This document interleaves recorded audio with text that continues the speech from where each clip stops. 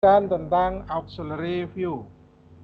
Auxiliary view itu merupakan pandangan tambahan ya. Seperti halnya pada sectioning, kita waktu membuat gambar kerja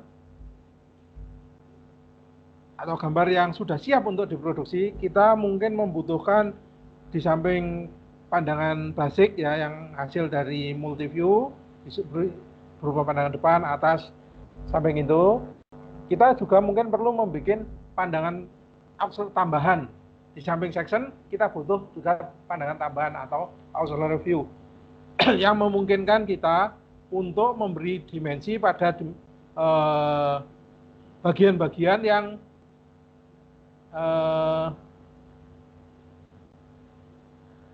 bagian-bagian yang tidak memungkinkan diberi dimensi pada ukuran sebenarnya. Contohnya itu seperti ini. Ya, katakanlah pandangan ini. Slide-nya saya perbesarkan saja.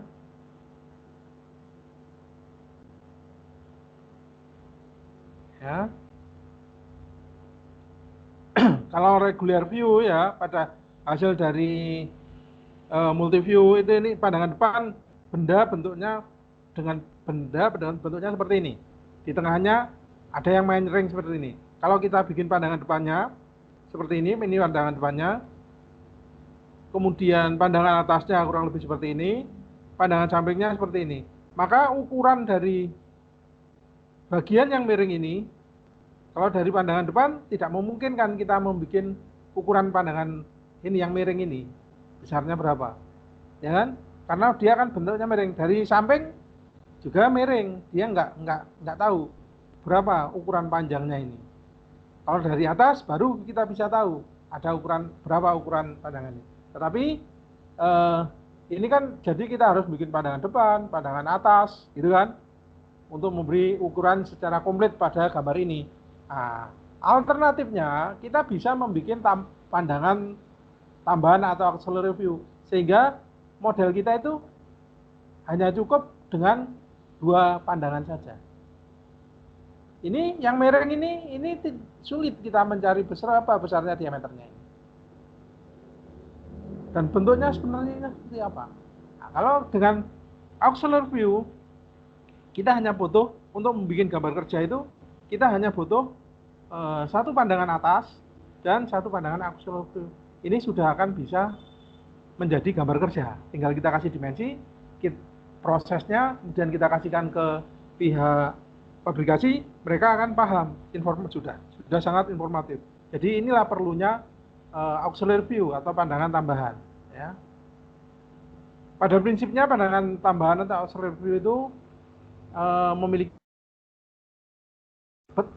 hampir sama seperti pada multi view, yaitu pada bidang-bidang. Katakanlah benda 3 dimensi yang kita letakkan pada sebuah kotak transparan seperti ini. Untuk mendapatkan pandangan auxiliary view P itu harus kita bikin bidang yang tegak lurus bidang P, sehingga bentuk pandangannya seperti ini. Ini akan memberi ukuran di sini sama di sini, itu akan merupakan sebuah ukuran yang sama. Ya, ukuran di sini sampai ini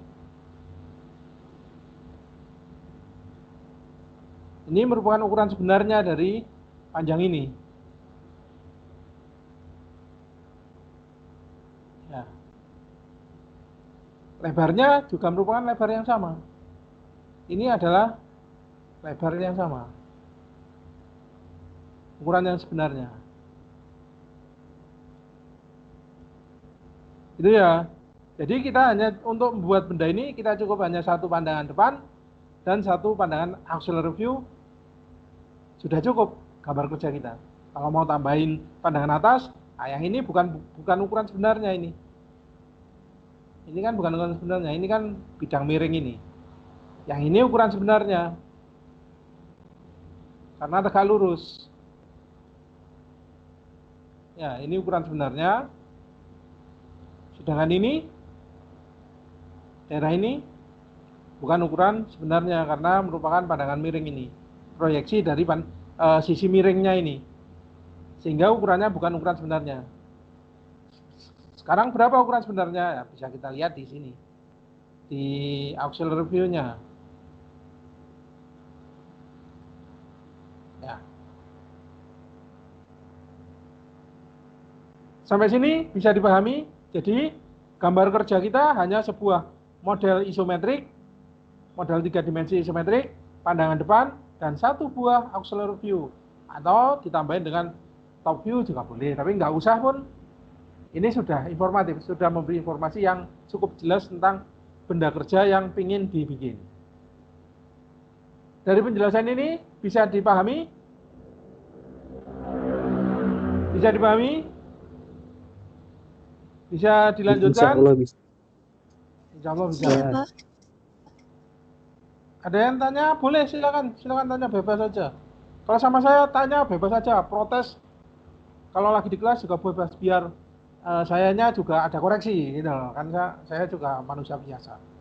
Gitu ya. Kemudian bikin auxiliary view itu, ini pandangannya sana ya. Panahnya arah cahayanya dari tegak lurus pada bidang yang mau dibikin auxiliary view-nya. Ditaruh di sini. Ya. Nah, ini urutan untuk bikin auxiliary view seperti ini. Kita tarik garis, katakanlah kita ingin informasi tentang bidang miring ini. Kita tarik garis yang tegak lurus pada bidang miring ini. Bidang miring ini garis tegak lurus bidang miring ini. Nah, kemudian kita perpanjang. Ini juga kita perpanjang. Ya. Ini garisnya ini kita perpanjang terus sampai sana. Ini kita tarik, kita perpanjang sampai sana. Tarik, kita panjang sampai sana. Kita panjang sana. Katakanlah bidang view-nya di sini. Ini adalah bidang proyeksinya. Nah, maka hasilnya adalah tinggal kita tarik garis. Kemudian lebarnya ini berapa, tingginya ini berapa, sebelah sini. Nah, ini adalah garis benda pandangan tegak lurus bidang sisi miringnya. Paham caranya? Urutannya seperti ini ya. 1 A, B, C ini. Oke? Prosesnya bisa dipahami untuk bikin. Ya, ini juga metode untuk membuat auxiliary view, tapi berdasarkan bidang referensi ya. Bidang referensi ini. Jadi pandangan depannya ini caranya sama seperti tadi. Hanya metodenya saja. Nah, ini juga sama bidang referensinya tapi ditaruh sebelah sana sehingga benda ini yang depannya ini bisa kelihatan. Jadi bidang referensinya di belakang. Kalau tadi itu kan bidang referensinya di depan sini. Di depannya ini bidang referensi. Nah, kalau yang metode kedua bidang referensinya di belakang sehingga gambarnya ke dalam. Nah, perhatikan ini auxiliary view-nya seperti ini, front view-nya seperti itu. Ini juga sama saja kalau bendanya simetri, kita bikin bidang referensi di tengah. Sehingga ukuran dari ini kan miring kan? Nah, ini berapa ini ukurannya?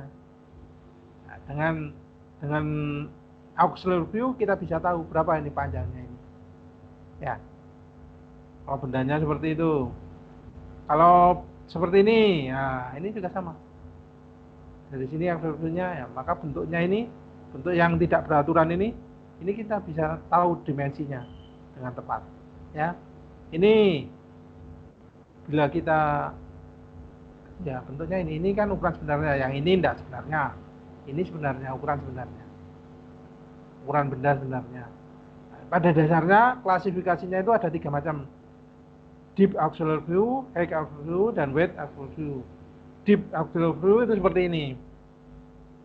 Jadi deep itu ya, ketebalannya, berdasar ketebalannya.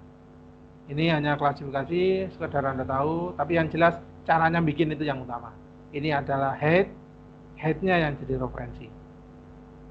Kalau deep tadi kan ketebalannya, kalau height berarti tingginya benda ini yang jadi referensi. Width, ya lebarnya bendanya yang klasifikasinya saya.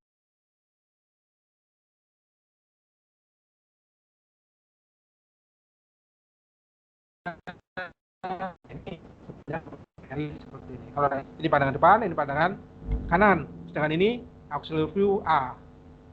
bentuknya seperti ini. Ya. Kalau dari sini ya hanya lingkaran, tengahnya kan miring, berarti bentuknya elip, ya, the plot full.